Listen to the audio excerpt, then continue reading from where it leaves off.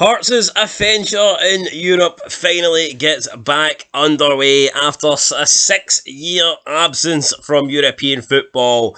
Last time out in Europe, the 2016-2017 season, we lost to Maltese side Bicakara. How the hell did that happen? 2-1 on aggregate. That was dark days, but hopefully we've learned something in the past 6 years and we can come back to Europe with a bit of a bang. Welcome back, guys, to Son of Scotland TV. Ready here to preview our Europa League playoff tie against FC Zurich. Not wanting to be negative here, but the good news is, win, lose or draw, we will be playing European group stage football this season now, albeit of course we want to be in the Europa League, of course we want to be in the bigger and better competition, but we've also got no pressure because we know that if we cannot defeat Zurich, then we are in the Europa Conference League, which is still a good competition, which still has a high level of opponent and would still be a great journey for us this season. So we know that we can go out and give our absolute best in the Zurich game. And at least we know that there is a consolation prize and all our eggs are not in the one basket. But by no means does that mean we want to go out and settle for anything other than a win. Because I truly believe we can beat Zurich. The Swiss champions have not had a good start to their campaign. They are currently last in the Swiss league. Their chairman came out and says that he was having mental issues and a breakdown due to the fact that the team were performing so bad. So hopefully we can add to that and we can just completely break them mentally come tonight when we travel to Switzerland to take on the Swiss champions. So, Zurich 5 games into their season. I can't believe they're somehow bottom of the table. We know they're a good side. You don't go from winning the league to bottom of the league in the space of 5 games. So, yeah, but I mean, Zurich could just turn up at any time. They could get their, campaign back underway, their season back underway. But at the moment, things are not looking good for them. And hopefully we can pile on the pressure now.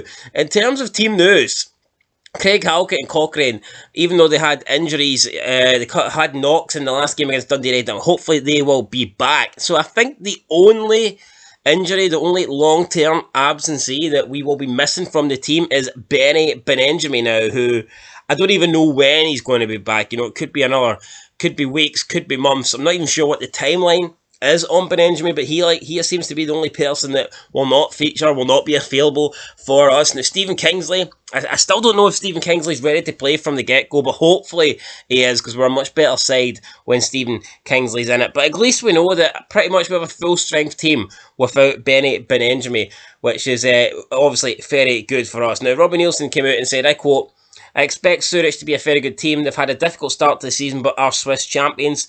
They have a lot of pace up front, good technical players in midfield, so we'll need to be really well organised to get a result here." End of quote. In terms of a result, I mean, Robbie Nielsen, I'm sure he would take a draw. I would probably take a draw as well, to be fair. I mean, if we can come away from Switzerland with the tie still in the balance, that would be great. But I think we can actually go and win. I genuinely believe that we have had a really good start this season, and I don't even think we've played anywhere near our best, and we've still came out with victories against tough opposition. We've had an Edinburgh derby in there which we should have won, but apart from that, we've beat Dundee United convincingly, and then we beat Ross County, who we know are a very, very solid team, and they did have the advantage of playing in the Premier Sports Cup, getting up to fitness, whereas we kind of started the season cold. So I think 7 points out of 9 is a good return, but I think we could have had 9 out of 9, and it's just a shame that we conceded that late equaliser against Hibs. As for the Zurich boss, Franco Foda has said Hearts often play with long balls, but they also have individual quality, for example with attacking player Liam Boyce or the wingers. They are a very versatile team who often change system in the game. We need a high level of intensity and aggression off the ball. Now, I've noticed a lot of people have mentioned the Hearts danger men in this match, but no one's really spoke about Shankland, which kind of surprises me, because I think Shankland has shown that he is one of the best finishers in the league. He is one of the best finishers in Scotland, and if you give him the chance, he will probably take it. In terms of the team news for Zurich, both their centre-backs, both first-team centre-backs, I believe, are suspended, which is great news for us. Kosovian winger Donis Afidji, who played for us 3 times back in 2020. If you cannot remember him, then don't worry, he wasn't anything special. He is expected to miss out the game through injury as well. So just a couple of players missing for Zurich. But no, overall, I think we can definitely get a positive result here. People seem to be a bit afraid that Zurich beats Linfield, but I mean, Linfield are shite, so we would beat Linfield no problem. So I'm definitely not fearing this Zurich team. Now, in terms of my starting 11, who I would like to be picked, obviously in goals, we're going to go with Craig Gordon. Back five, I would have to go with Smith on the right, Kingsley on the left. And in terms of the back three, I would probably go with Sibic, Halkett and Rolls.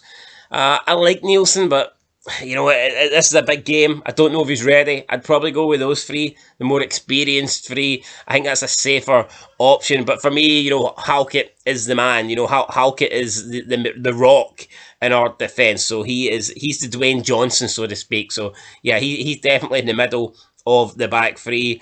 In terms of midfield, it depends if we're going to go with the 5-3-2 or whether we go with a 5-4-1. I can't see us going 2 up front for this game. I doubt he will go with Shankland and Boyce. But I would like to see Devlin in there, maybe alongside Peter Haring. I think Haring gives us a bit of stability, gives us, you know, a bit of presence, physicality, height. He's just like a solid player, and he can be a danger from set pieces. So I would probably have Haring and Devlin in there. And then on either side, you know, I would be looking for Forrest and Barry Mackay with, of course, Shankland up front. That would be how I start the game. But, of course, Nielsen's the manager. Nielsen picks, and Nielsen we trust. And hopefully, you know, come the end of the 90 minutes, we're still saying positive things about Nielsen, and we're not spitting out the dummy, crying about another horror show, because the Scottish results so far this season have not been good enough. Motherwell, you know, losing both games to Sligo. Dundee United getting absolutely demolished off Acer Alkmaar. Even had Rangers had that really bad result in Belgium. So, yeah, of course, Scottish results haven't been good. And like I did say, the last time Hearts were in Europe, it was a fucking disaster, getting knocked out by a team from Malta. So, yeah, we need to avoid that. We need to get a good result here. Remember, it's 2 legs, so even at a draw here, even though we want the win, if we get a draw, take the tie back to Tynecastle, we can do it that way. You know, we do not have to put the tie to bed tonight. You know, as long as we get a decent result and we give ourselves a chance at Tynecastle, that's all I ask for. In terms of my score prediction, I'm going to go Zurich 1, Hearts 2. I think we're going to win. I'm confident. I'm going to go with Shankland and Barry Mackay. I think Barry Mackay has been on great form at the moment. Is he the best player in the league outside the Old Firm?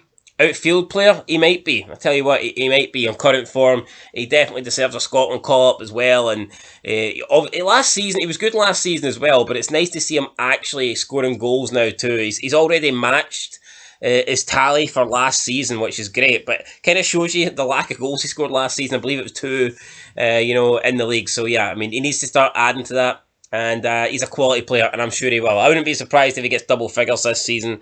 And I've already predicted Shankland to get 20, so we'll see. Maybe I'm being a bit too optimistic, but I do believe this team has got goals, and I think we'll have more goals than FC Zurich. Anyway, guys, that's it. I'll catch you for the review. Praying for a win. Come on, Hearts. Do not let Scotland down. I've gave Dundee United, Motherwell, Rangers a shit ton of abuse.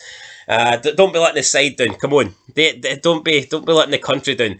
Get the result against these Swiss pricks. And that's it, guys. Till next time. Peace.